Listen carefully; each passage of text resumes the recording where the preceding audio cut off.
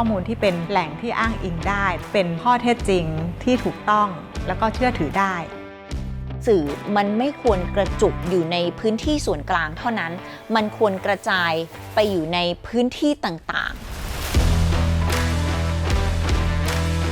ในขณะเดียวกันเขาก็รู้สึกว่าคนอย่างพวกเรานี่เป็นคนในระดับชุมชนในระดับท้องถิ่นที่มีภาษามีบุคลิกมีลีลาการนำเสนอที่ค่อนข้างเข้าถึงพวกเขาได้ง่ายคนที่สนใจประเด็นสังคมเขาก็มีความคาดหวังอยากจะเห็นประเด็นคนพิการแบบก้าวหน้าพูดถึงเรื่องสิทธิ์พูดถึงเรื่องความเท่าเทียมจะมีคนกลุ่มหนึ่งเลยที่อยากเห็นแบบนี้บทบาทของสื่อที่จะต้องทำก็คือการทำให้เกิดความไว้เนื้อเชื่อใจเป็นหลักประกันว่าความคิดที่แตกต่างหลากหลายมันจะถูกสื่อสารนะฮะ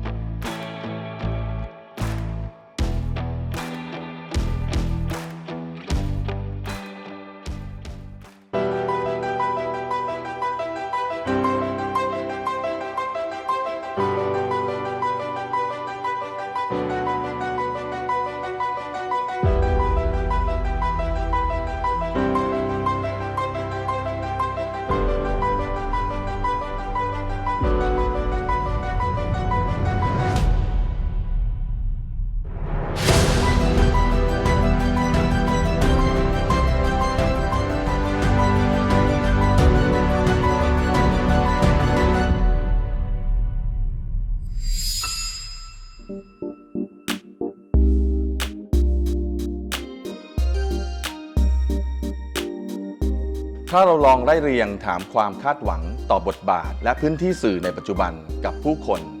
เราคงได้คำตอบที่หลากหลายจากความคาดหวังเหล่านั้นในวันนี้ที่สื่อถูกท้าทายจากการเปลี่ยนฉับพลันทางดิจิทัลหรือ Digital Disruption พวกเขาปรับเปลี่ยนแนวทางในการทำงานกันอย่างไรและส่งผลอะไรกับผู้รับข่าวสารอย่างพวกเราในสังคม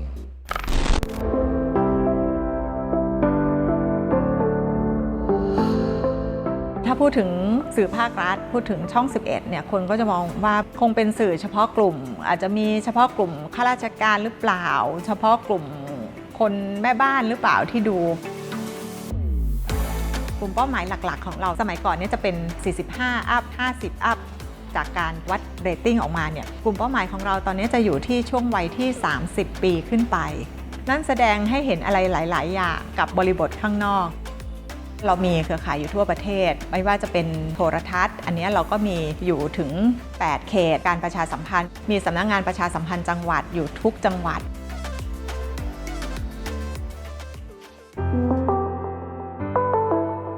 ในช่วงต้นทศวรรษ 2530 ถือเป็นช่วงยุคทองของโทรทัศน์ไทยเศรษฐกิจอยู่ในช่วงขาขึ้นอุตสาหกรรมโทรทัศน์เติบโตเป็นอย่างมากและเป็นช่วงเวลาเดียวกับที่สถานีวิทยุโทรทัศน์แห่งประเทศไทยหรือสทท 11 เริ่มต้นทำหน้าที่เป็นหนึ่งสื่อหลักเผยแพร่ข่าวสารนโยบายจากรัฐไปสู่ประชาชนความท้าทายของการทำงานสื่อในความเป็นสื่อภาครัฐนะคะภาคเอกชนฝั่งเอกชนมีเรตติ้งของเราก็มีเรตติ้งเหมือนกันเราจะต้องนำเสนอเนื้อหาที่เป็นข้อมูลข่าวสารเนื้อหาสาระเนี่ยในสัดส่วน 70%ส่วนอีก 30% เนี่ยก็จะเป็นในภาคของความบันเทิงข่าวภาคหลักของเราเนี่ยประมาณ9ชั่วโมงต่อวันแล้วก็ที่เป็นรายการต่างๆสาระต่างๆที่เป็นข้อมูลนำเสนอนโยบายหรือนำเสนอสาระที่ประชาชนจะต้องได้รับรู้ผ่านช่วงเวลาจากสื่ออนาล็อกสู่สื่อดิจิทัลจนมาถึงยุคบูรณาการเทคโนโลยีในวันนี้ประชาชนมีทางเลือกในการรับชมข่าวสารและรายการต่างๆผ่านสื่อหลายช่องทางทั้งสื่อที่สนับสนุนโดยตรงจากรัฐและจากกลุ่มทุนเอกชนที่มีการเจาะกลุ่มตลาดผู้ชมอย่างจริงจังเพื่อสร้างสรรค์เนื้อหาและรูปแบบให้ตรงความสนใจใคร่รู้ของกลุ่มเป้าหมายความหลากหลายเหล่านี้เองคือส่วนหนึ่งที่เปลี่ยนแปลงภูมิทัศน์สื่อและประสบการณ์ของผู้ชมไปจากเดิมไม่น้อยถ้าเราไปดูภูมิทัศน์ของสื่อณปัจจุบันเราจะเห็นเนื้อหานะครับข้อมูลข่าวสารทั้งในเรื่องเกี่ยวกับสาระและบันเทิงที่มีความหลากหลายทางพหุสังคมที่เราไม่เคยได้เห็นมาก่อนหรือแม้กระทั่งช่องสถานีโทรทัศน์ถ้าเป็นเมื่อก่อนเนี่ยเราคงจะเป็นลักษณะ one nation เนี่ยเราต้องมีความตอบสนองประชาชนในกลุ่มแมสอย่างเดียวเราจะเห็นปรากฏการณ์ใน 5-6 ปีที่ผ่านมาทั้งในต่างประเทศทั้งในเมืองไทยนะเราจะเห็นเซกชัน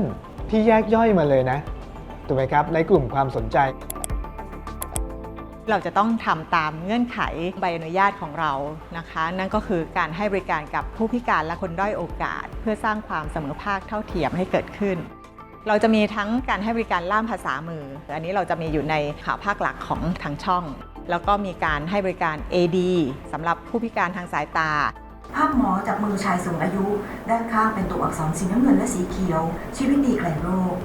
ให้บริการ CC สำหรับผู้พิการทางการได้ยินผ่านรายการต่างๆ อันนี้เราก็ทำตามข้อกำหนดของกสทช.ก็คือ ตอนนี้อยู่ที่2 ชั่วโมงต่อวัน ซึ่งอันนี้ก็จะคล้ายๆกันทุกๆช่องนะคะ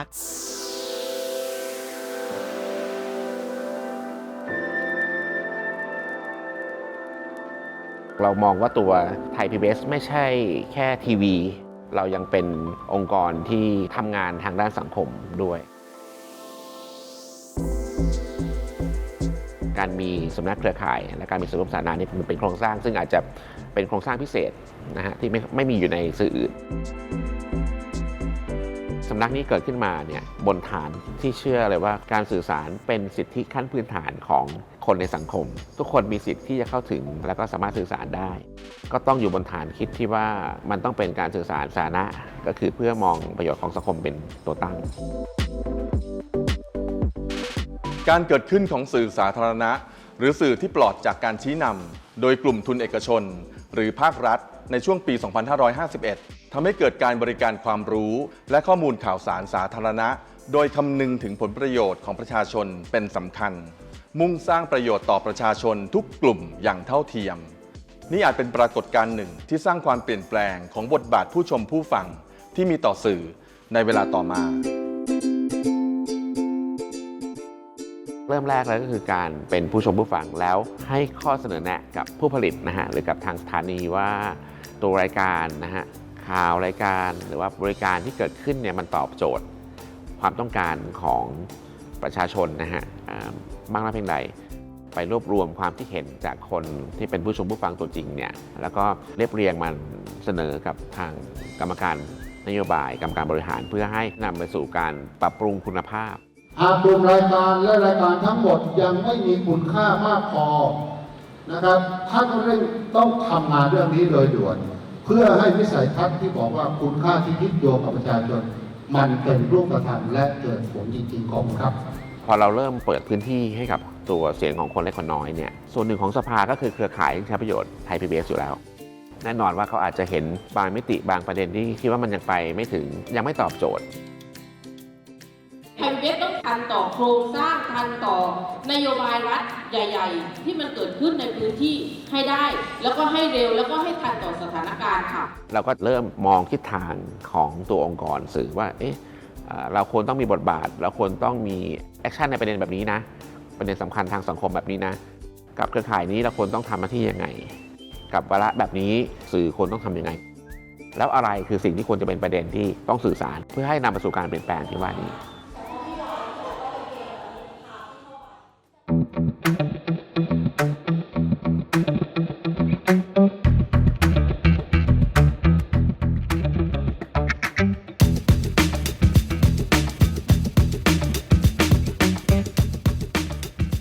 จุดเริ่มต้นก็คือว่ามี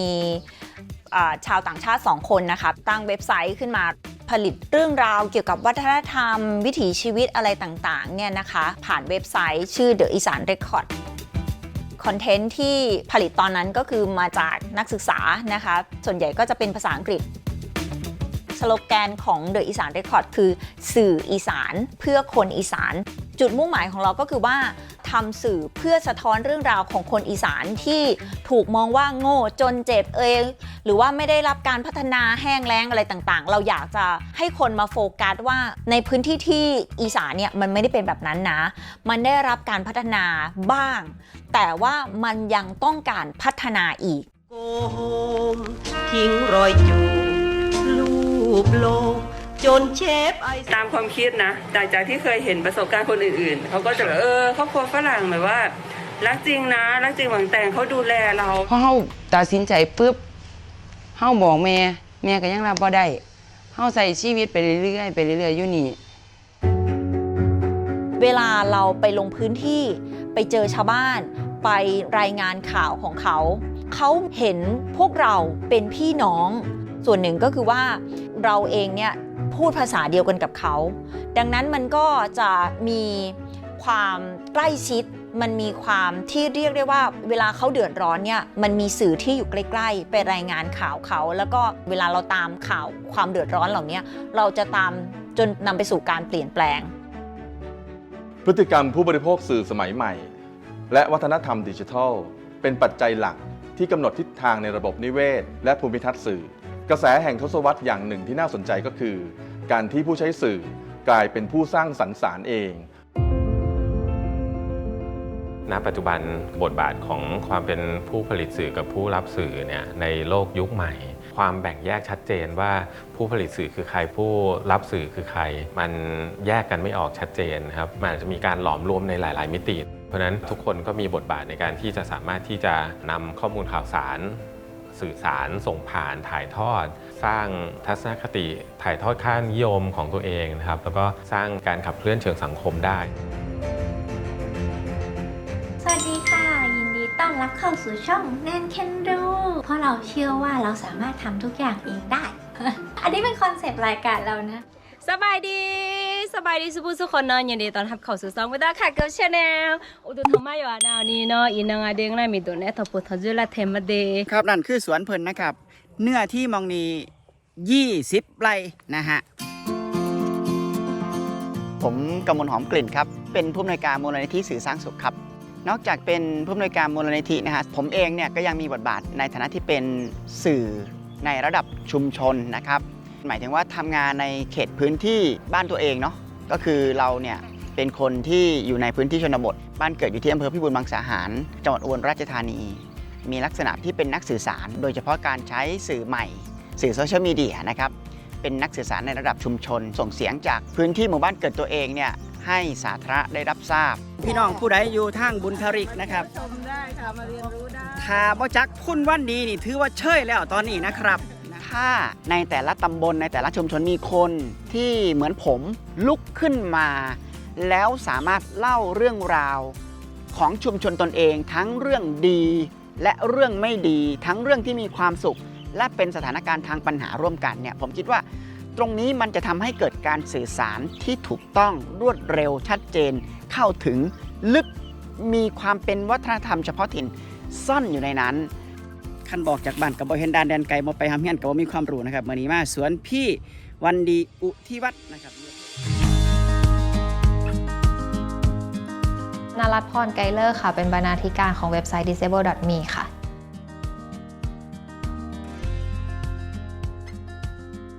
disable.me เนี่ยมาจากคนที่สนใจงานสื่อสารประเด็นคนพิการนะคะที่ได้มาเข้าค่ายอบรมด้วยกันแล้วทีนี้เราก็มองว่าถ้าเกิดแบบเราไม่ได้มีแพลตฟอร์มให้คนที่มาอบรมเขาได้มี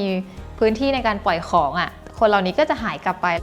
ช่วงแรกอ่ะไม่ได้มองไกลว่าเราจะเป็นสื่อนะมันหมายถึงว่าสื่อที่อยู่เหมือนเป็นสื่อทางเลือกอะไรเงี้ยพอมันมีความ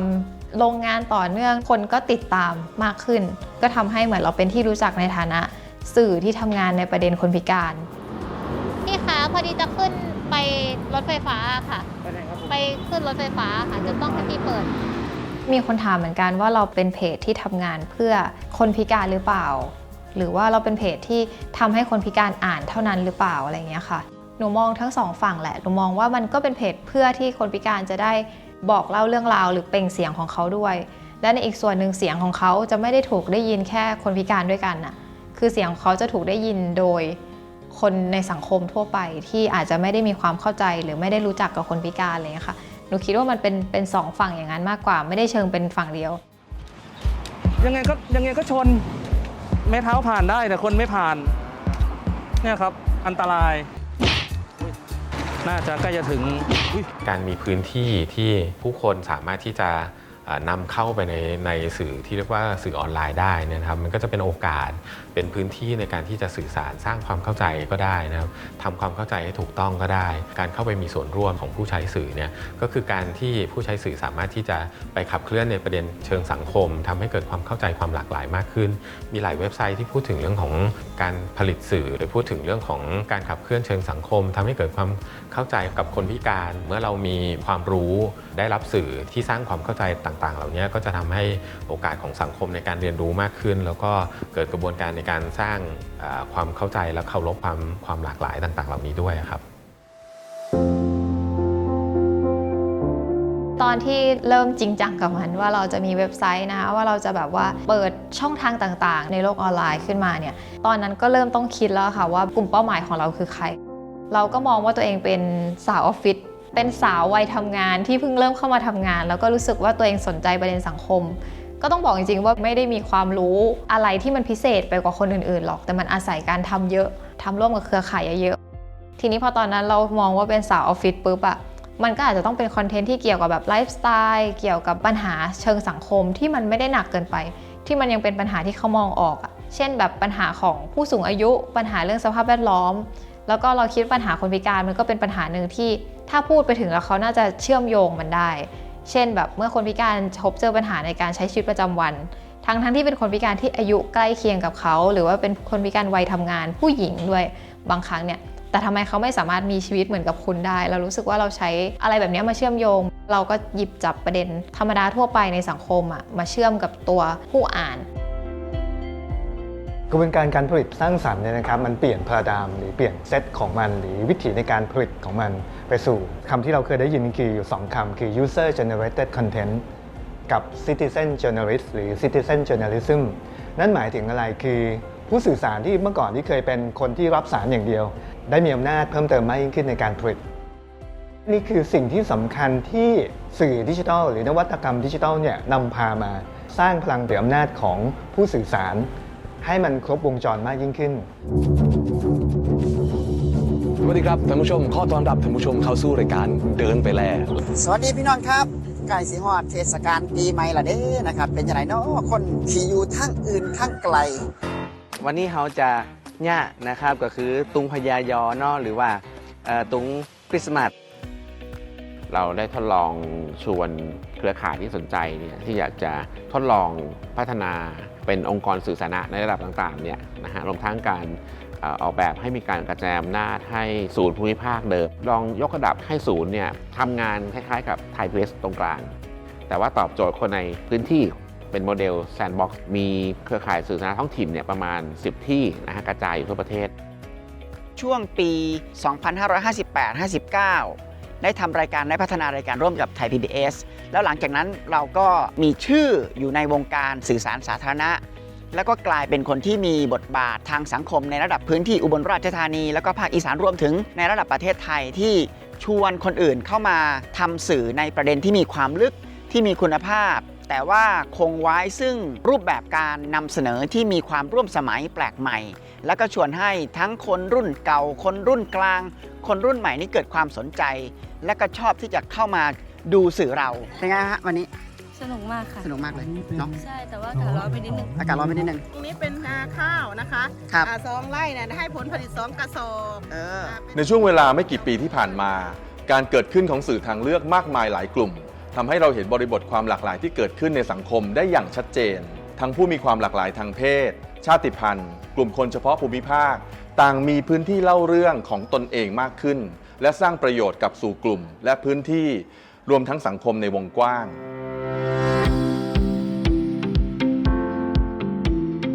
สิ่งหนึ่งนะคะที่ทาง The Isan Record พยายามทำก็คือว่าการสร้างเน็ตเวิร์กในมหาวิทยาลัยต่างๆที่มาร่วมกับโครงการ Journalism that Build Bridges มันเป็นการทำความร่วมมือกับลานเนอร์ซึ่งอยู่ทางภาคเหนือร่วมมือกับประชาไทยอยู่ทางภาคกลางร่วมมือกับวาตานีที่อยู่3จังหวัดชายแดนภาคใต้แล้วก็ทางภาคอีสาน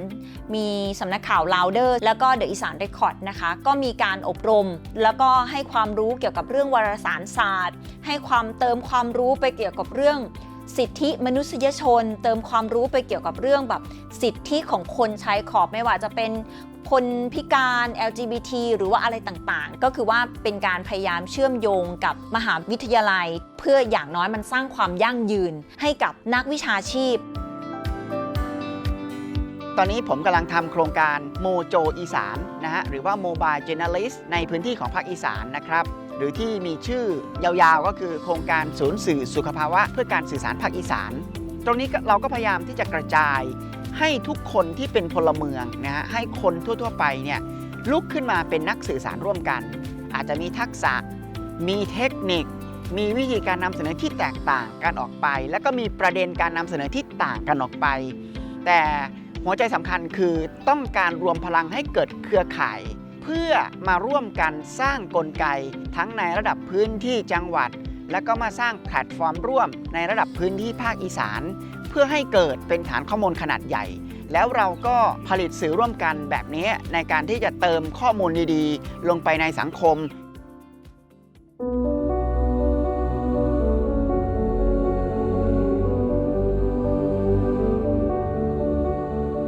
เราก็ฝันว่าเราจะมีเพื่อนที่สนใจประเด็นเรื่องการสื่อสารสาธารณะแล้วก็มองประโยชน์ของพื้นที่นะฮะในรูปแบบหลากหลายมันก็อาจจะหมายถึงโอกาสในการขยายภาคีไปมากกว่าแค่คนทำสื่อสารสาธารณะมันเติบโตแล้วก็มันจะเป็นส่วนที่มาเติมหรืออาจจะมาเชฟการสื่อสารภาพใหญ่อีกทีหนึ่งอันนี้จริงๆแล้วมันถือว่าเป็นส่วนสำคัญเลยนะภายใต้ยุคสมัยที่คนทั่วไปสามารถสื่อสารได้แล้วผมคิดว่าอันนี้เป็นจุดเปลี่ยนสำคัญนะเราคงต้องชวนทุกท่านเนี่ยจับตาดูนะว่าเราจะไปถึงจุดนั้นได้ยังไงบ้าง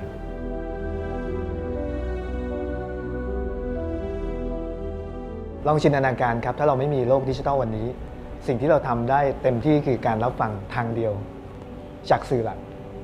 แต่วันนี้ผมคิดว่ากระบวนการของสังคมเนี่ยเราอยู่ในสังคมที่เติบโตมากยิ่งขึ้นเราควรจะอยู่ในสังคมที่มีวุฒิภาวะมากยิ่งขึ้นถึงแม้ว่าเราจะมีประเด็นขัดแย้งกันมากแต่ถ้าเราอดทนและเฝ้าสังเกตดีๆในช่วงระยะเวลา10 ปีไม่ว่าจะเป็นประเด็นทางการเมืองประเด็นความแตกต่างของกลุ่มคนกลุ่มความคิดในพหุสังคมของเราหรือพหุวัฒนธรรมของเรามีการพูดคุยและรับฟังกันมากยิ่งขึ้นมีการไตร่ตรองกันมากยิ่งขึ้นไม่ว่าจะเป็นทางด้านการยอมรับประเด็นต่างๆทางสังคมก็ดีเราจะเห็นว่ามีการยอมรับทางพหุสังคมความแตกต่างกันมากยิ่งขึ้นเราควรจะใช้ช่องทางการสื่อสารมีเดียทุกช่องทางในการเจรจาสารเสวนาปฏิสัมพันธ์เพื่อให้เกิดความเคารพซึ่งกันและกันนะครับหรือส่งเสริมความหลากหลายทางสังคมของโลกใบนี้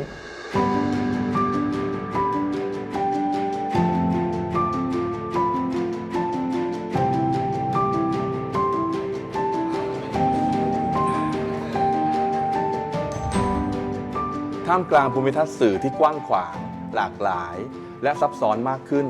กลไกกำกับดูแลต่างๆพัฒนาการของสื่อเองและผู้ที่เกี่ยวข้องในระบบนิเวศนี้รวมไปถึงผู้รับสื่อทุกกลุ่มจะสามารถก้าวเดินไปในทิศทางที่มีคุณภาพเพียงพอมากแค่ไหนเพื่อสร้างระบบนิเวศพหุสังคมสื่อสารมวลชนให้มีคุณค่าและประโยชน์แก่ส่วนรวมอย่างแท้จริง